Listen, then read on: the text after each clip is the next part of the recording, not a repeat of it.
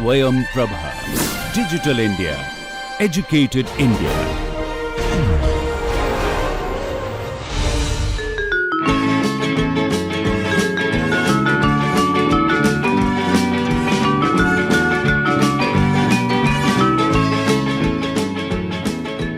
Hello everyone, in this video we will see the network analysis part using the Python library known as NetworkX. So our next choice is 6 degree of separation.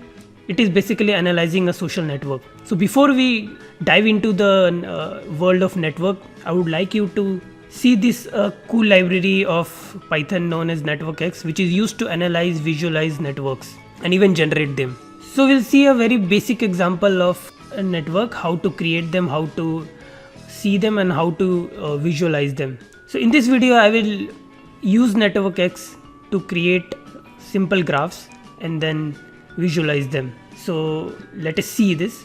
So let me show you a graph. So suppose you can see in my screen that there is a graph of 3 nodes.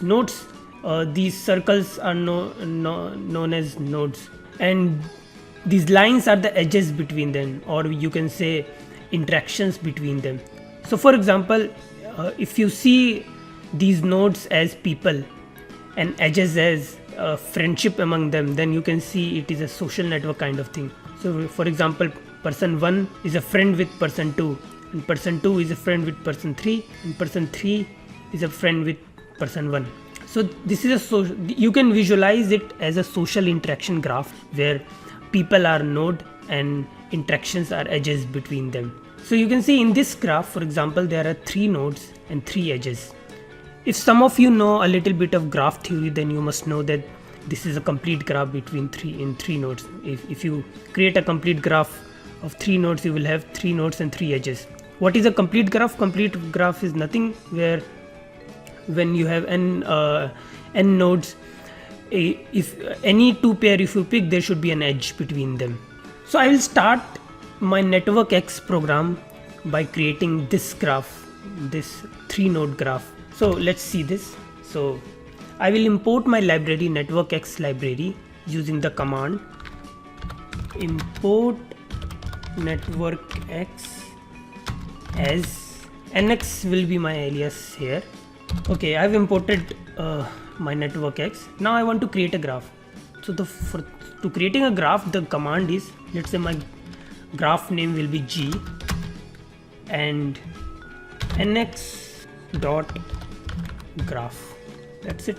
You can see here drop down list, it's already showing the graph.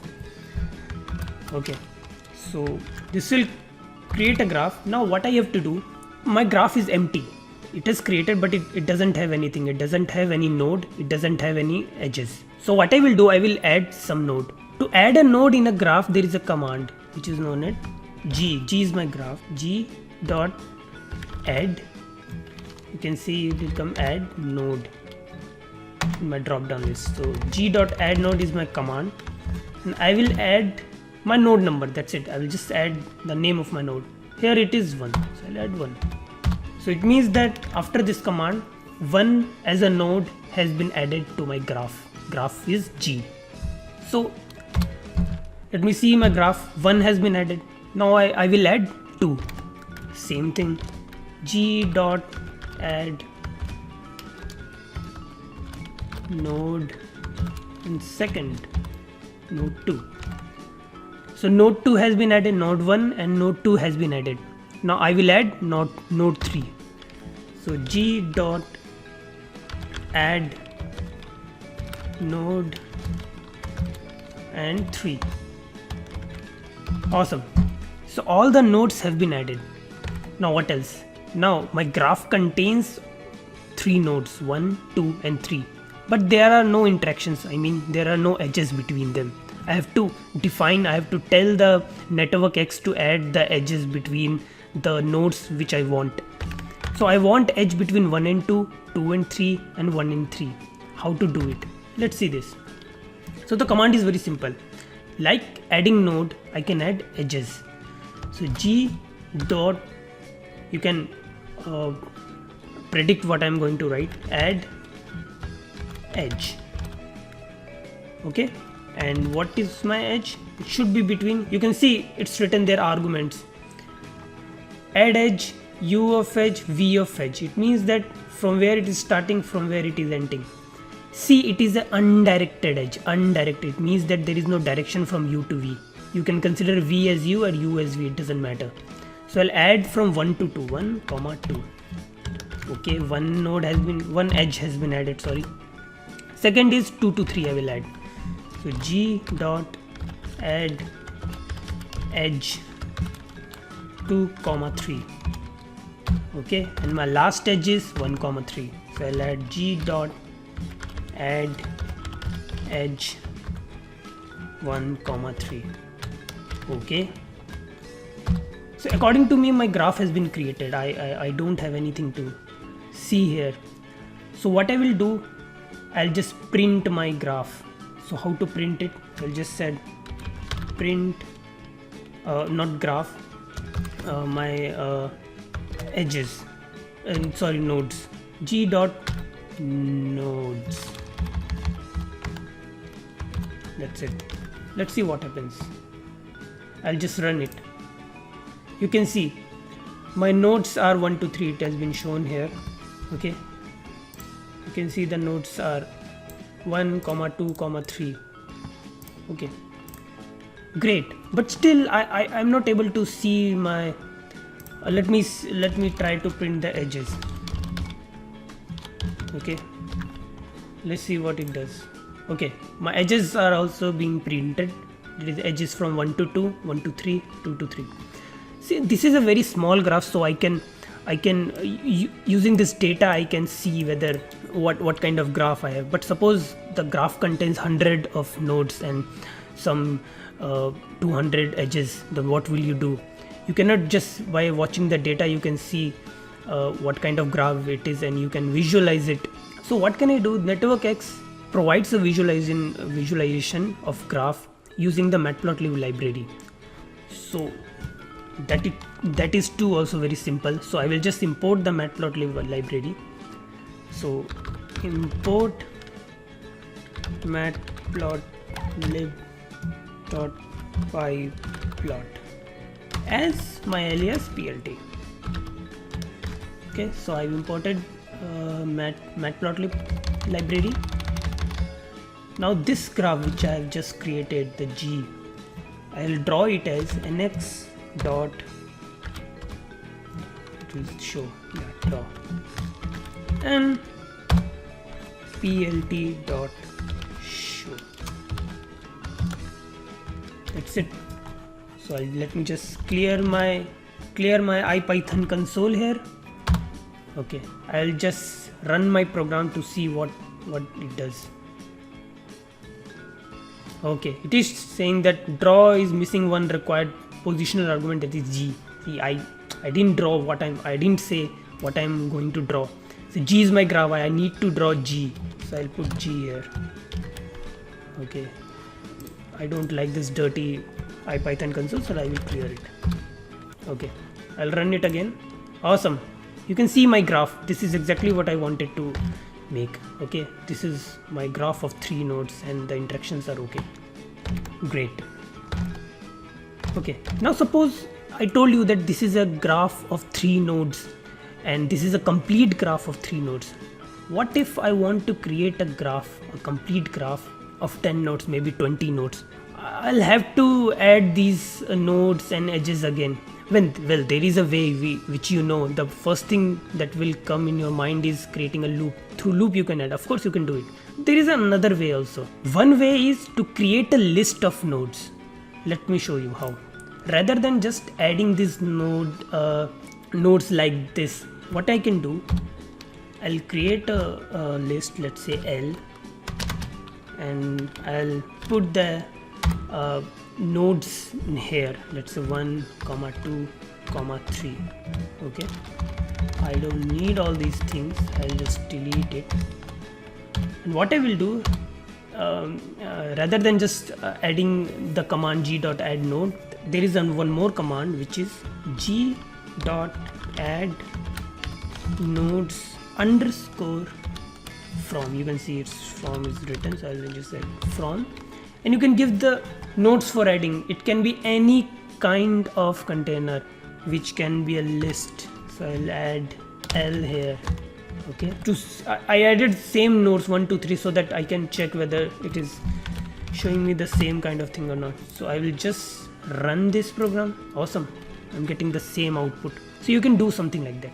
Now there is one more beautiful thing with the NetworkX. It comes with all kind of graphs, predefined graphs. So suppose I want to create a complete graph of, let's say what I said before, that I want to create a complete graph of 20 nodes. I don't need all these things. Let me just delete all these things. Now I will just add nx dot complete. You can see complete graph is there. Complete graph of how many nodes I want. So I will add, let's say 10 nodes.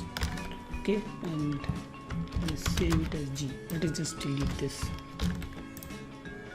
Awesome. So G will be my graph, and I created nx dot complete graph of 10 nodes. 1 2 3 4 5 6 7 8 9 10. So there are 10 nodes, and it is a complete graph. You can see you can change the number of nodes as, let's say I want 20 nodes. So I'll just run this again, save it and run it. You can see a complete graph of 20 nodes.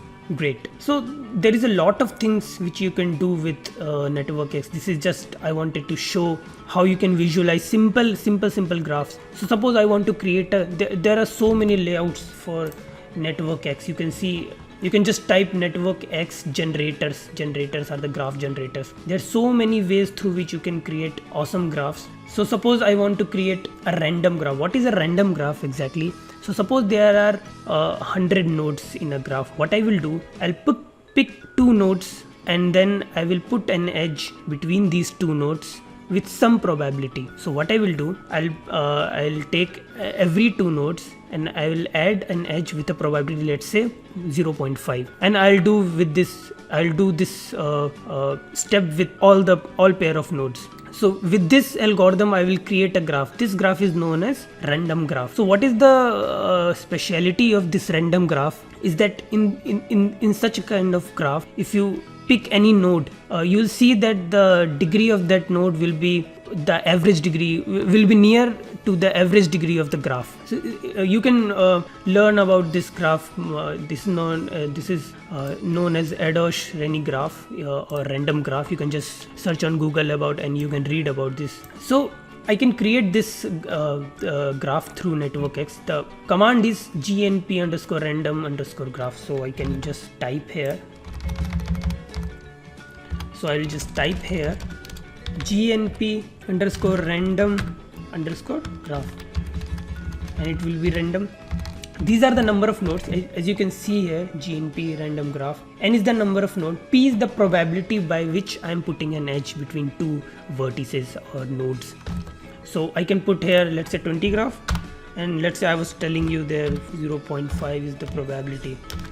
Okay, so let's see what happens. I'll run it again. You can see this is a random graph. So you can see all the nodes have almost equal kind of degrees, or you can say it is, if you pick any node here, the degree is almost equal to the average degree of the whole graph. So I can change the probability here. I can increase it or I can decrease it. So I can make it 0.2, and with 20 nodes, you can see the graph is, there is one isolated node which is not, so this graph is not connected, means you cannot reach to any node by traversing the edges. With NetworkX you can do a lot of things. Just go to this NetworkX page and you can see a lot of things here. I just wanted to make sure that you understand the visualization part and very basic network which we are going to use in our social network analysis, or you can say network analysis part, which is our next choice. So in next video we will see some more of this, or we are going to use a very good visualization tool which is known as Gephi, and we'll see how we can visualize a graph using that tool and how we can generate beautiful graphs. Thank you.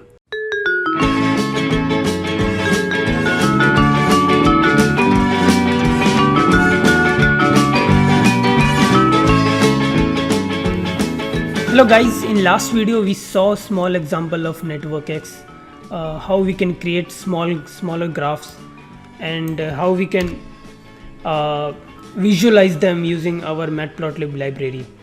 So in this video we'll see some more of NetworkX, and then we'll see how to generate graphs in a new format as a file which is known as GEXF format, and then we will use a new tool known as Gephi to see and visualize the graph. And there are so many other things which you can do with the Gephi tool. So let's see this. So again I will let me clear my IPython console.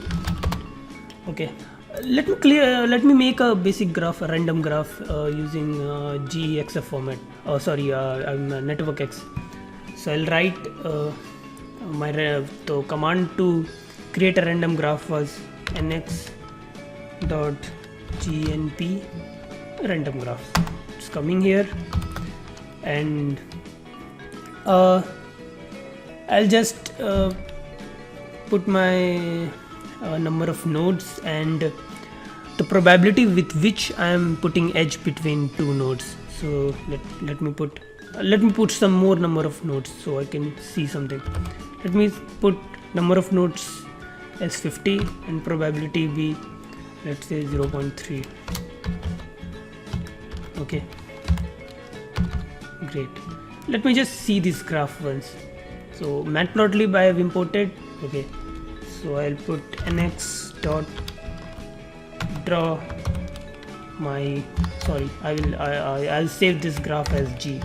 I didn't save it. Okay, G is equal to my this, and I'll draw this graph. After that I'll show this graph. Great, let me see this, let me run this.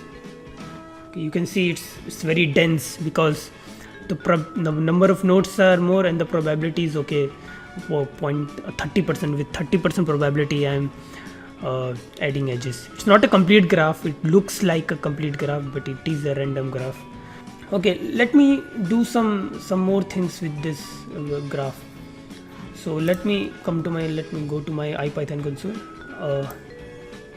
Okay, let me make it side by side so that it is visible. Okay, what I am going to do, I am going to just print number of nodes here. Sorry, not the number of nodes, the nodes. So this is G dot nodes. Okay, these are my nodes 0, 1, 2, 3, 4, 5, 6, 7, 8, 9, 10, 11, 12 up to 49. It starts with 0. So let me, it's coming as a container, so let me print G dot nodes. Okay, now it is a list. So this is the list of all nodes which are present in this graph. Same way I'll print the edges. So print G dot edges.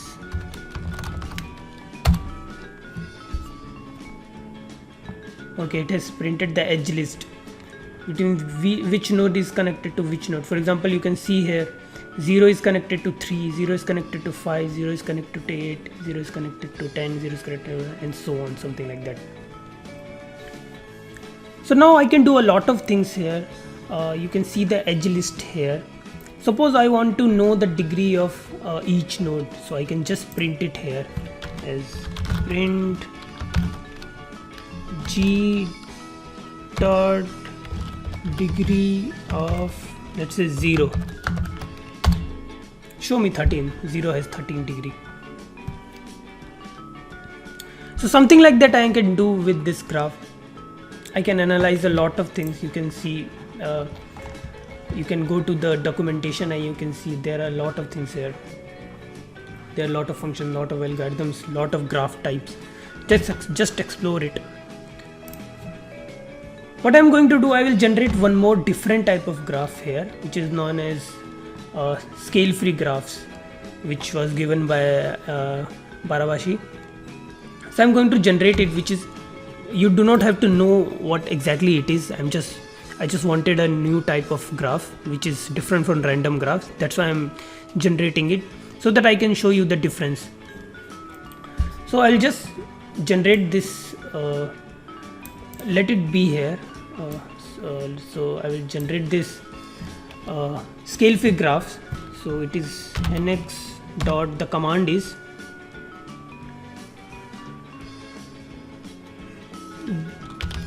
Barabashi Albert graph, Barabashi Albert underscore graph. Okay, it takes two arguments. One is n, number of nodes, okay, and second is m means each node is coming up with two edges. So how it works, in the starting there are very few nodes. For example, there are two nodes, and then at each iteration a new node comes, and whenever this new node comes, it comes with two edges, and these two edges, it gets connected to those node which has higher degree. So the probability of getting connected to already existing node is higher for that node whose degree is very high. So this why this process this process happens, and at the end you will see that the node which is having higher degree at the end will have more degree. So, and there will be very few nodes of having very high degree and very high number of nodes having very low degree. So this is known as scale free graphs. So I'll put this, and I'm sorry again I'll put this 50 here, and m as 2. Each node is coming up with two new edges, okay, and I'll see how it is different from this node. Okay, I'll just run this.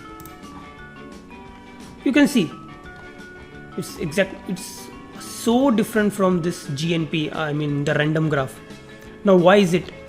You can see there are few nodes, 1 to these nodes which are closer to the center are having high degree, and these nodes which are at the periphery are having very less, some as low as 1. This is a connected graph. You can see all nodes are connected, but very few nodes are having a high degree, and very large nodes are having low degree. So this is known as preferential attachment. New nodes, when they come, they prefer to attach to old nodes which are having higher degree.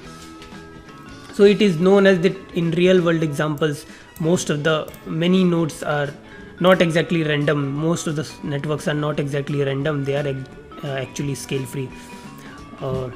People have claimed like that.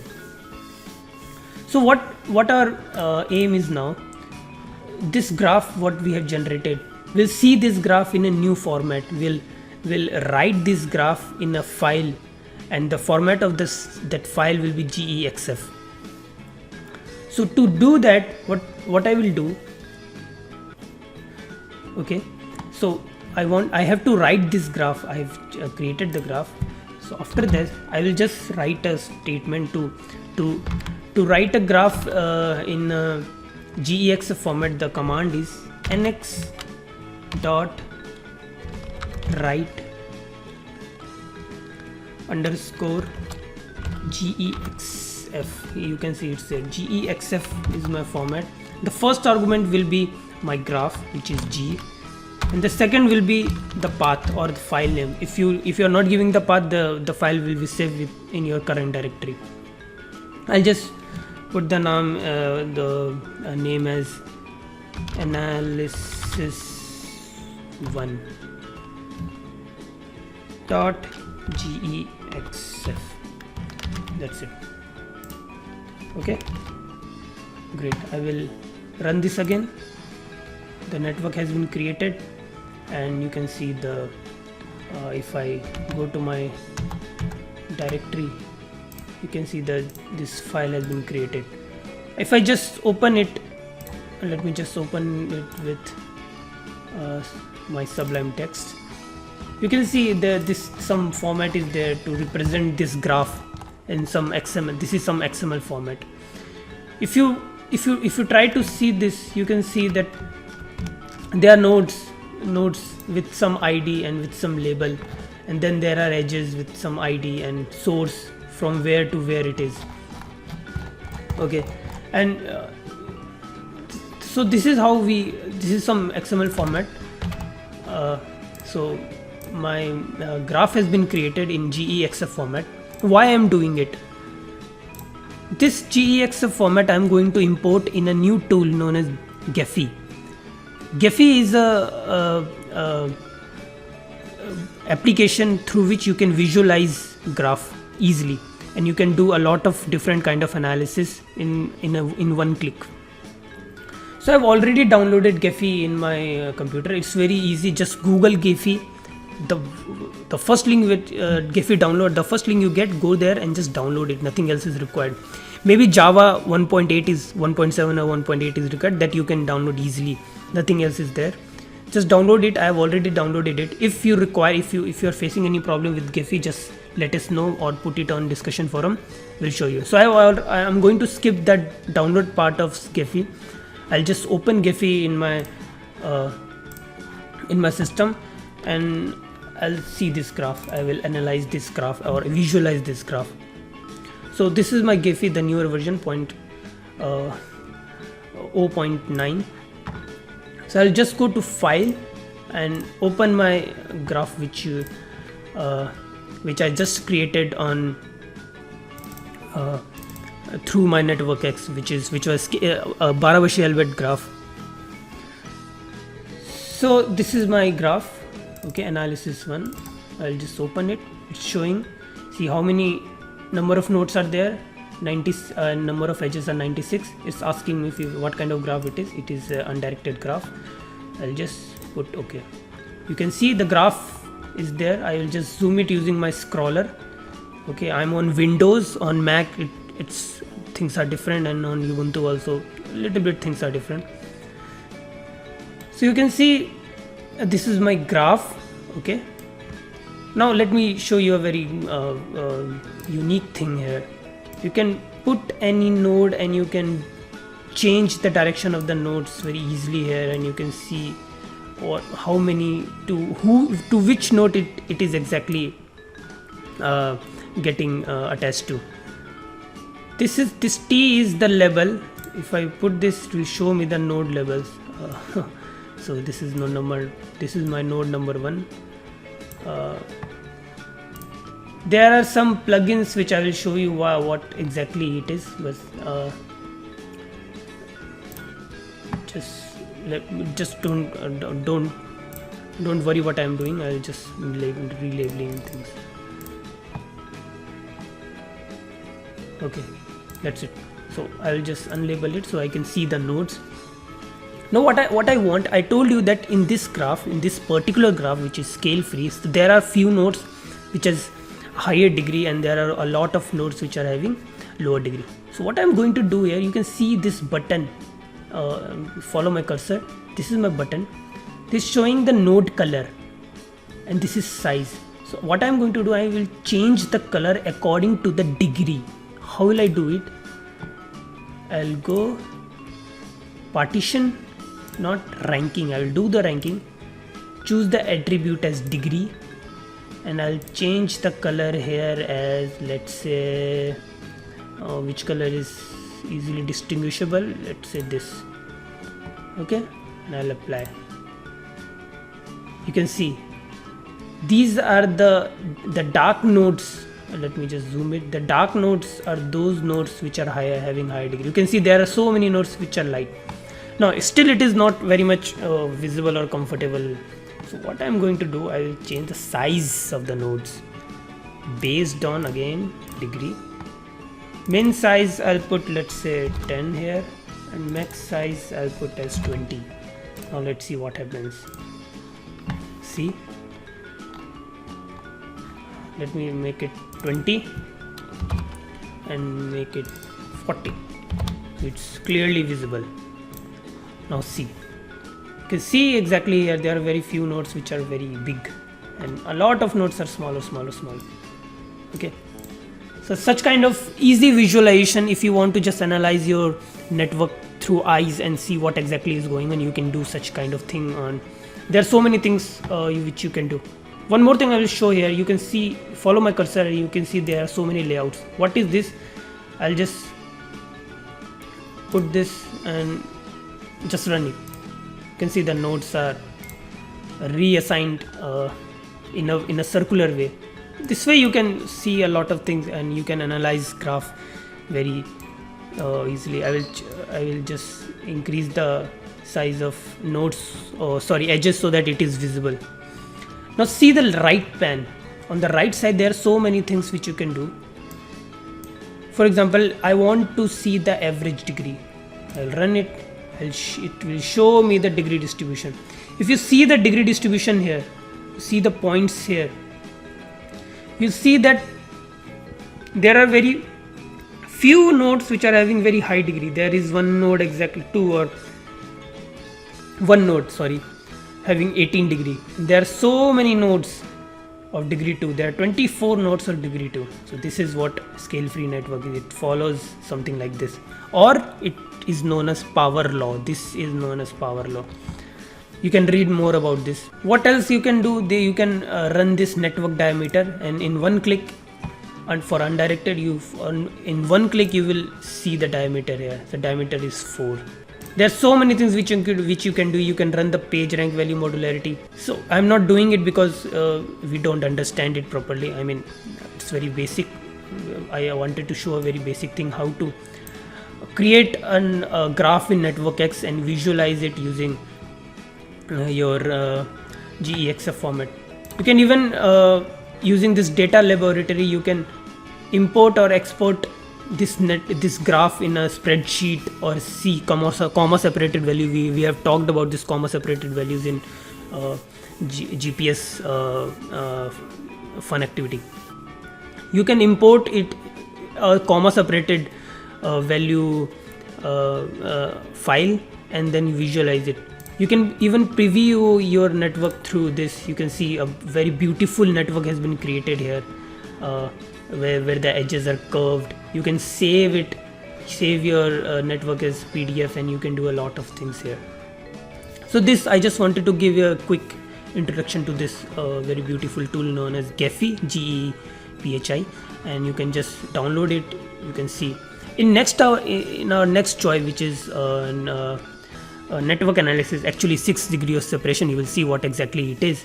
You'll see you'll see the importance of network in our life, and I just wanted to motivate you with this visualization tool, how sometimes it is very important to see things and before just getting into the coding and writing functions to analyze it. Just sometimes you need to watch things closely and then see what exactly is going on. So you can see this is extremely good. You can do a lot of things with this tool. So please, if you have any problem, or if you are facing any problem with that Gephi download, please post it on forum, or we can put a quick video to download Gephi, how to download Gephi, how to install Gephi. So thank you. Have you ever tried reaching your favorite celebrities? Well, in today's world, it is very much possible.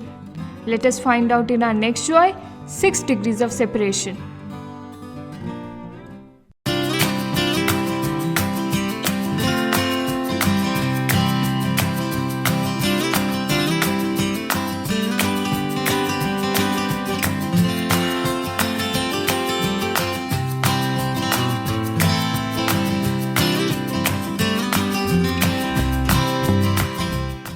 Hey Shubhra, what's up? Hello sir, it's you. So I see that you keep watching a whole lot of videos. Sir, I was feeling very sleepy, so I thought I'd watch 1 or 2 songs and then get back to my work. That's fine, but what's peculiar is you keep watching Ranbir Kapoor's videos all the time. Yes, I'm very fascinated by his work. I like his acting. I really want to meet him given a chance, but I don't know if I'll be able to meet him in this life. Why not? Do you know that it's today not very difficult to go and catch hold of a person? Let's say if you want to even meet the President of the United States, do you know that you probably know someone who knows someone who knows the President? So really I can meet Ranbir Kapoor? You Or will meet- any other person who I want to meet? Okay, does it sound surprising if I tell you that you probably know Ranbir through a common friend, which means Ranbir's friend's friend is probably Shubhra, which is you. Will it happen? That's right. So there's a very nice science that goes behind it. So I'll try to explain it to you. It's going to take quite some time for me to explain the science behind it. I think I should not be disturbing people here. Why don't we walk outside and discuss? Huh? So Shubhada, you of course know of Obama, right? Yeah, I know. But I don't know him personally. That's right. So what if I tell you that you actually know Obama through someone? Is that believable? Of course not. How will I know Obama through someone? Yeah. Sounds like it's far-fetched, correct? Yeah. So this is a fact. I know of a good friend from Germany, and her dad has worked with Obama, and he knows Obama really well. Okay. And Obama also knows him very well. So what just happened?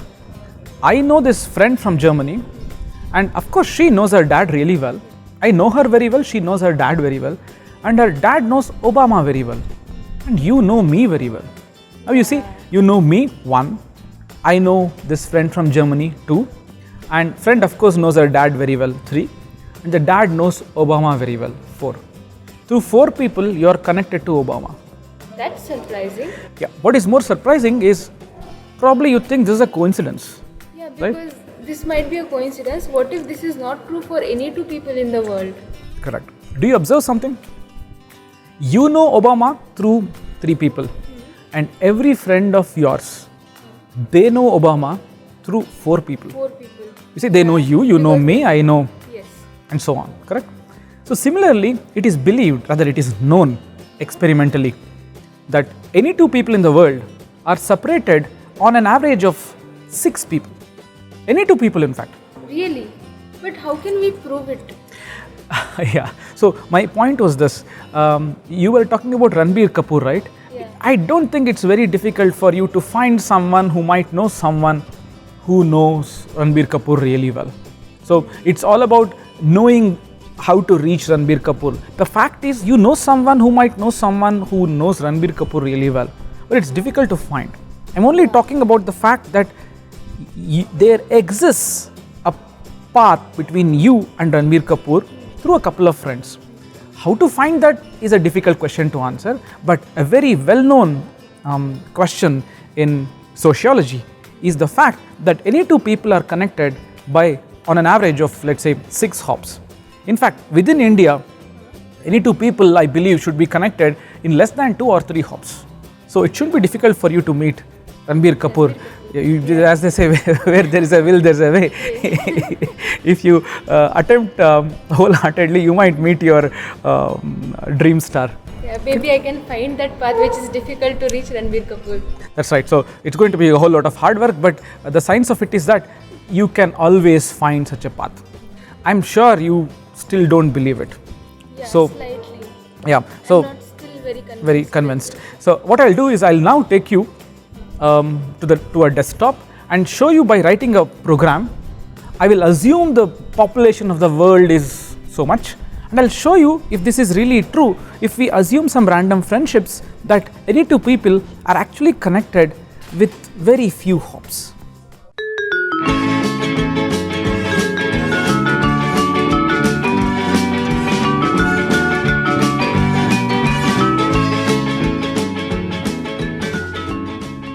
Hello guys, welcome to programming screencast of 6 degrees of separation.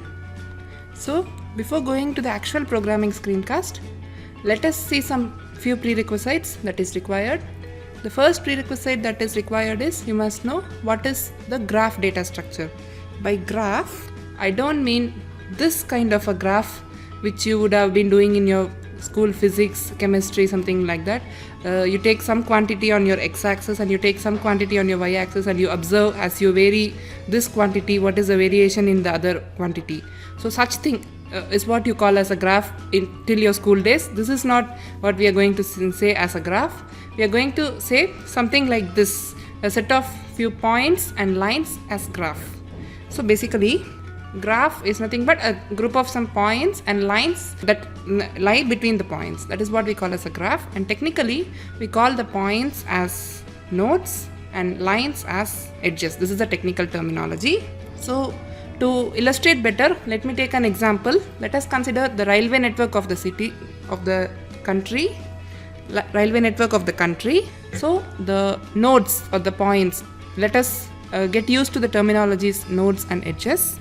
The nodes in this network is nothing but the cities or the stations, and the edges are laid if there is a direct train between the two cities. At least one direct train must be there, only then we will draw an edge. This is how we will construct this railway network. So between any two cities, if you take, there may be an edge or there may not be an edge. That depends on whether there is a direct train or not. So for example, see two cities, Chennai and Bengaluru. There is an edge between these two cities because there is some direct train between these two cities. Whereas if you see these two cities, Chennai and Guwahati or Guwahati and Bengaluru, there is no edge because there were no direct trains. And see, this graph is actually dynamic in real scenario because trains may be introduced every now and then, as well as a few trains may be not operated because of various reasons. So this graph keeps on changing. That is what I mean by dynamic. The edges may be newly added or deleted. Anything may happen. So this is just an example that there exists a direct train, then you will put an edge. If there is no direct train, you don't put an edge. That is how it is. And if there is an edge, you can say that I can reach from this node to this node. That is, from Chennai I can reach Bengaluru, and from Bengaluru I can reach Chennai. That is what is captured if there is an edge. But it doesn't mean that if there is no edge, we cannot reach this town. So let us see. See, there is no edge between Chennai and Guwahati, but still you can have another city in between, Kolkata, and you can reach Guwahati through Kolkata. That is, you take a train from Chennai to Kolkata, and from Kolkata you can take a train to Guwahati. So this is what you call as a path. So path is basically the way by which you can reach from one node to another. That is what we technically call as a path. So there is no edge between Chennai and Guwahati, but there exists a path. So it is not the case that if there is no edge, there is no path. There may be a path even if there is no direct edge. See, from Chennai you cannot directly reach Guwahati, but via Kolkata you can reach Guwahati. That is the meaning. And it is not all the case that there will be just one path. There may be multiple paths as well, as you could see here. So if there is a edge, you can say that you can definitely reach from this city to this city. And if there is no edge, that is not the case that there is no way to reach. There may be a way to reach, even if there is no edge between the two cities. That is, you can have some city as an intermediate destination, intermediate point through which you can reach your desired destination. That is, from Chennai to Bangalore there is a direct edge, you can directly reach. From Chennai to Guwahati there is no edge, but still there is a path via Kolkata to reach Guwahati from Chennai, as well as from Guwahati to Chennai as well the same path can be followed.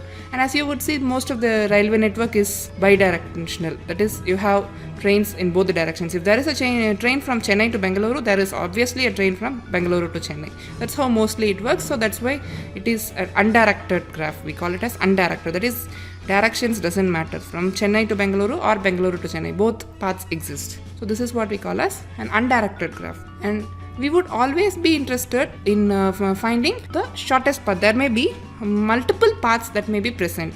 Let me show you. See this graph? There may be multiple paths that may be present from Chennai to Guwahati. See, one path is Chennai to Kolkata, Kolkata to Guwahati. Other is Chennai to Bengaluru, Bengaluru to Kolkata, Kolkata to Guwahati. There are two paths in this smaller example. There may be multiple paths that may be present. In that case, when you have multiple options, we always go with the shortest path. By shortest, I mean the minimal number of switches of trains in this example. There may be some cases where we have something called a weighted graph. That is, the edges will be having weights. So basically you can think of it as a distance between the two cities or the time the train takes to travel. You can consider anything as your weight. So that would be captured here as weight. So if for example Chennai to Bengaluru, let us say the distance is 400 kilometers, this edge would have a label 400. So something like that, the distances would be here as a weight, and we would like to find the path where the total weights, that is the sum of individual weights, is minimal. That is, if you sum up all the weights, Chennai to Bengaluru, Bengaluru to Kolkata, Kolkata to Guwahati, as well as Chennai to Kolkata, Kolkata to Guwahati, you will find the sum, and wherever the answer is minimal, you will take that path. That is what you call as a shortest path in a weighted graph. But here we don't consider weights. I just say the number of trains I need to switch. That in an undirected case, that is what I am considering here. In this case, the shortest path is from Chennai to Kolkata, Kolkata to Guwahati. Just I need to take 2 trains. But here if I take this path, then I have to take 3 trains. Chennai to Bengaluru, Bengaluru to Kolkata, Kolkata to Guwahati. So I'll have to take 3 trains. So this is not a shorter path in this scenario. The shortest path will be generally preferred. And whether there will be a path always between any 2 pair of nodes, that is the next question that is of our interest. And in some cases, there may exist a path between any pair of nodes you take, and some cases it may not exist. And in case if a graph is such that between any 2 nodes you take in the graph, there always exists at least one path, then you call it as a connected graph. See, if at least one path exists between any 2 nodes, then you call that graph as connected graph. So our railway network is almost a connected graph, because from any city in India you can reach to any other city. Although you may not have direct trains, you definitely have a path. That is mostly as much as I know, the capital cities are mostly well connected, so you can reach from any place to the capital city of the state, and from that city you can reach to any city of your interest. So I feel the railway network of India is connected. That's a connected graph. So this is not just one place where graphs are used. Graphs can be used in many places. Even people may be involved in the graphs. That is, one such graph where people are involved is something which we all regularly use. I guess most of us use it like daily routine. Facebook. So Facebook network is a network which involves people. So as I said, the nodes are people, and edge is put if the 2 people are friends with each other. In that case, you will put an edge. So this is how the Facebook network is constructed. This is how the Facebook analyzes the data. So Facebook would store the details of your friendships and analyzes. It will give you recommendations, right? You may know this person, you may want to send a friend request to this person, such recommendations. All these analysis are done. For that, the data has to be stored. So that for storing this kind of data of who is friends with whom, Facebook uses the graph data structure. That is, it denotes people by nodes, and edges are put if the people are friends with each other. And you can download the Facebook data set from this particular link. I had already downloaded, so I will not be downloading again. So the thing that you have to download is, there is a text file called Facebook Combined. So basically they have different versions, I guess. The description is also available in the link. You can read through it. And the thing is, they had collected the data at various time intervals, the various geographical locations, and they had combined everything into a single text file. That is what we have it as, Facebook Combined.txt. Just download that particular thing. And one more thing that I want to tell is, graph is something, as I had shown you. If you would see, this is a pictorial representation of a graph. We have nodes and edges. This diagrammatical representation is easier on our minds, but how do we store this in a computer? We cannot feed in this figure and ask the computer to understand this. We need to store it in some specialized format. There are some formats by which you can store the graph data. There are many formats actually, but I will be discussing just one format that would be used in our Facebook data. That is how we get our Facebook data. I am just going to discuss that format. Let us see. The format is called edge list representation. So just consider a sample graph.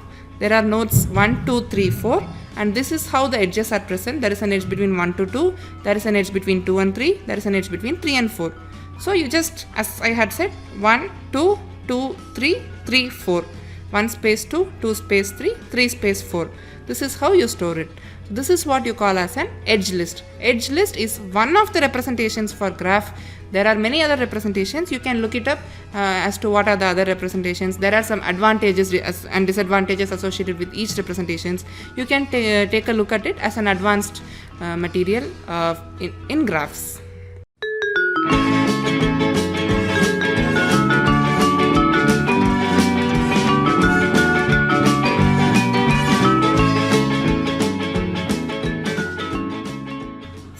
as I had said, I have downloaded the Facebook data.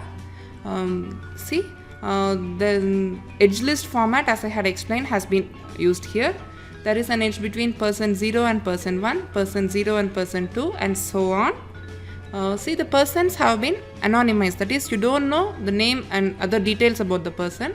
They have been associated some dummy ID, and that ID is used to identify the persons. That is the way you identify the nodes in the network. So it's an anonymized data that you can download from the link that I had shown in the PowerPoint, and it would be available in the description as well. You can check out that and you can download this data.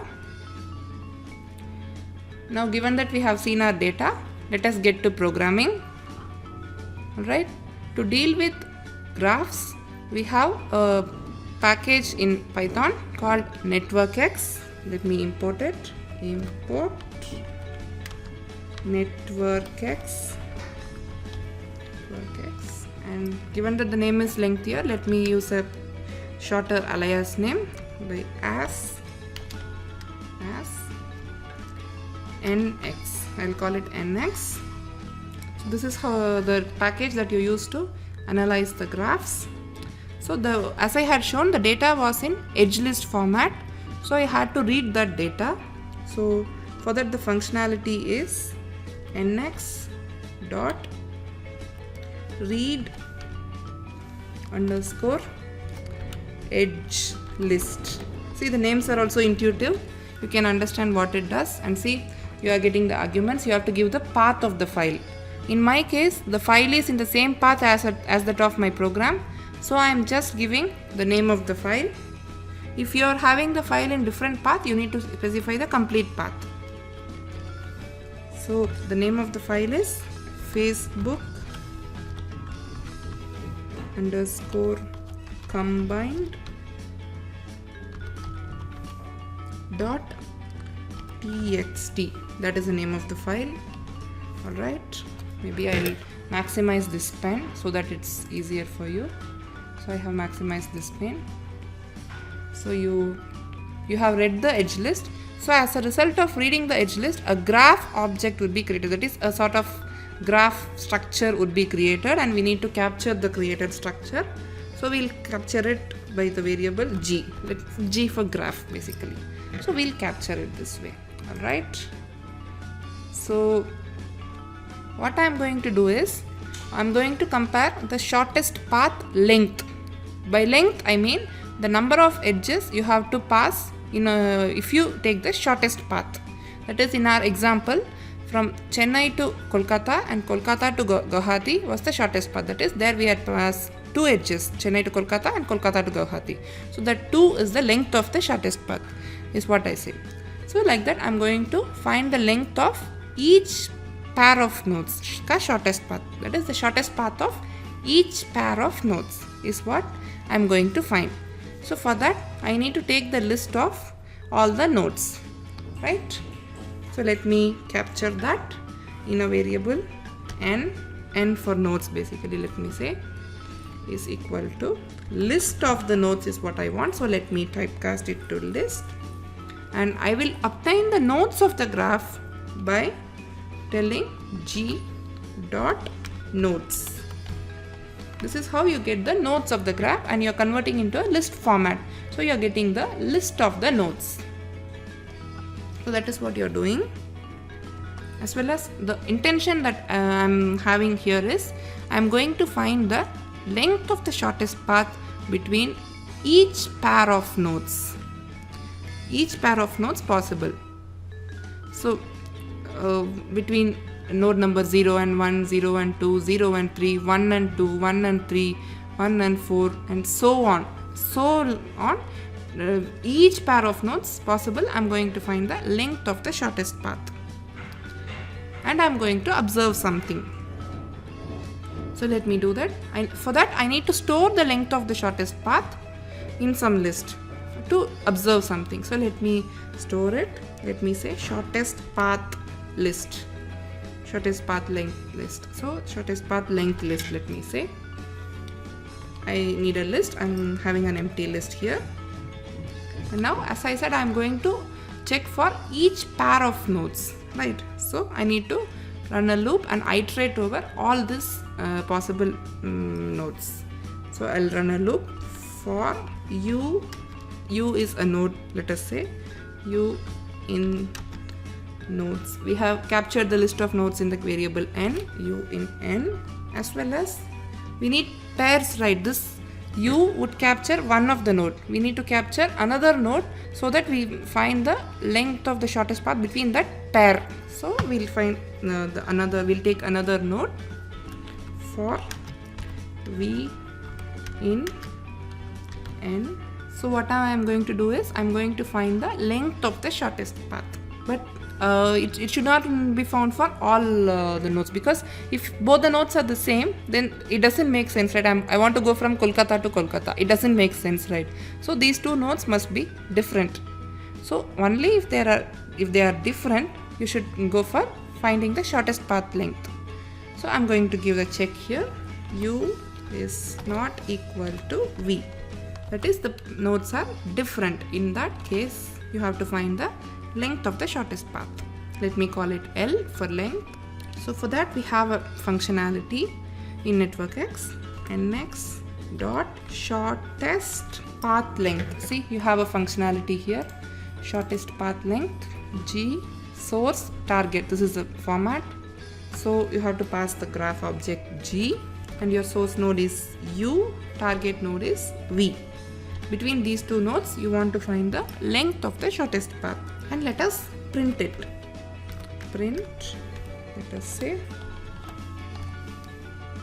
shortest path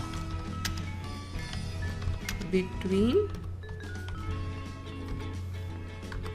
u and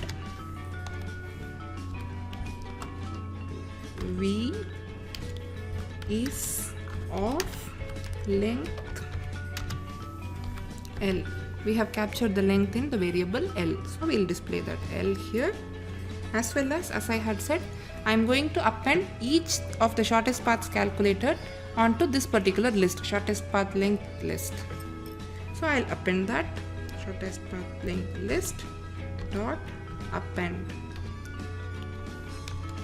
the value of the value of L. So till now, what I have done, I have read the edge list format graph data, and I have captured it into a graph object. First I had imported the NetworkX library, then I had used it to read the edge list format data, and I have imported into a graph object. Then I captured the list of all the nodes from the edge list, that is the edges were given. From that we have to capture the list of all the nodes that we had done, and we are planning to find the shortest path length between all possible pair of nodes and do some analysis on it. So that is our aim. So for that we'll have a list, shortest path length list, which will store the list of all the shortest path lengths, all possible pairs shortest path length. It will be stored here, and so we need to find the length of all possible pair shortest path. So for that we are iterating over the list of nodes. We take a node u, we take another node v. If they both are different, we go for computing the shortest path length, and we print the length of the shortest path, then we append it to our list. So by the end of this loop, all pair shortest path is calculated, and you have that stored in this particular list. So now from this, I want to find the minimum value, that is the least value of the shortest path between the two pair of nodes. So that I can say, I can say the minimum value of the shortest path. Let me say minimum shortest path length is nothing but, I want to find the minimum value from this list. This list will contain the lengths of all pairs shortest path. So I want to find the minimum value. So let me find the minimum shortest path length list. So from this list I want to find the minimum value. Just like minimum, I want to find the maximum. Let me copy and paste it and modify. I'll copy, I'll paste this, I'll say maximum. So for this I need to use the functionality max. So min is a functionality that will return the minimum element in a list, and max is a functionality that will return the maximum element in the list. So maximum of all the shortest path length would be returned here, and the minimum value would be returned here. So given that we have found the minimum and maximum, what next mathematically? Average, right? We want to find the average shortest path length. So to find the average, we need a package called NumPy. Let us import it. Import NumPy. This particular package has most of the mathematical operators that we generally use. Average operator is also defined in this particular package. So I have imported NumPy, and let me find the average. So average shortest path length is nothing but, in NumPy package you have average function. See, you could get it here, average, and from this list, shortest path length list, from this list you want to find the average. Alright, so you have found it. Now the next job is you want to print all these values. So let us print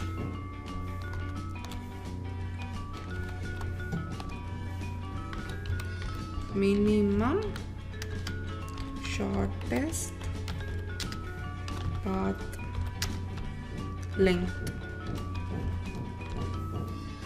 Okay.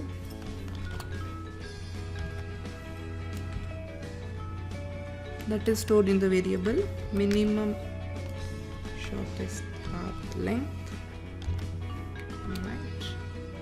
Just like this, we want to print the maximum as well as average, that whatever we have computed, we want to print the values. So let me copy and paste here, and let me make the modification. Minimum and maximum. The next we want is maximum, and that particular thing is stored in the variable max SPL. So we'll have it here, and the next thing is we want to find the average. Average shortest path length. Average shortest path length. Alright. So we are done with our program. So maybe I'll save it, and we'll have a quick overview. To analyze the graph data set, we need NetworkX package. We have imported it, and see, we are reading it from the edge list format that we have downloaded. We read the edge list format, and we captured the graph object, and from that graph we are extracting the list of all the nodes, and then we want to find the shortest path length between each possible pair of nodes in the graph. So that is our intention. For that, to store all the lengths and analyze later, we are having a list which stores all possible shortest paths length. So to find the shortest path length between all possible pair of the nodes, we have loops, two for loops running. You pick a node U, you pick another node V, and if they are different, you find the shortest path, print it, and append it to the list. That is what you are doing.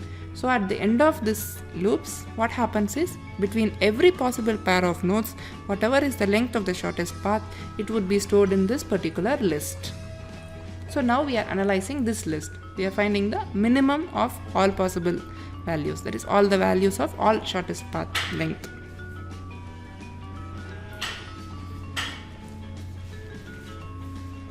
We are finding the minimum, then maximum, then the average. To find average, we need a library called NumPy. So we have imported NumPy. In NumPy, the functionality of average has been defined, and we are importing it. So given that we have computed all these values, we will be printing it. That is what we are doing. And by 6 degrees of separation, what we mean is the average shortest path length. On an average, you can reach from anyone to anyone on the earth. If you take the shortest path, by maximum 6 hops. That is, the average shortest path length would be maximum 6, is what we mean by 6 degrees of separations. So let me give you an intuition for why this is true. So just assume that you have 100 friends in your Facebook. So we generally tend to make friends with people who are like us, right? So those friends may also have further 100 friends. So at the next level, if you consider your friends, that is 100 into 100. At the next level, it is 100 into 100 into 100. See, if you go just one level below, the number of people you met is increasing exponentially. So if you just trace 6 levels, you can definitely cover the entire population of the world. This is the intuition behind 6 degrees of separation concept. Okay, I hope you are clear with the concept, you are clear with the terminologies of graph data structure, how to deal with it, how to code it. I hope you are clear with it. Maybe you can pause here, think for a while, and you can then proceed with running the code. And this is not just the only functionality that is available here. Actually, there are a lot of functionalities available here. Maybe let me show you. NX dot. I'll just press a tab. NX dot. NX. I'll show you the other functionalities. NX dot. See, a lot of functionalities are available here, and you can go to the console, and as you know, by typing in the functionality and giving a question mark at the end, you would get the documentation of what that functionality is all about. If you have some idea of graph theory, the math behind it, if you have some idea, you can understand it really well. But still, even if you don't have it, it's never a problem. All this is nothing but the intuitive things translated into hardcore mathematics. That's it. It's really very easy. You can pick up that. So I would recommend that you guys explore this NetworkX library really well. You understand the various functionalities.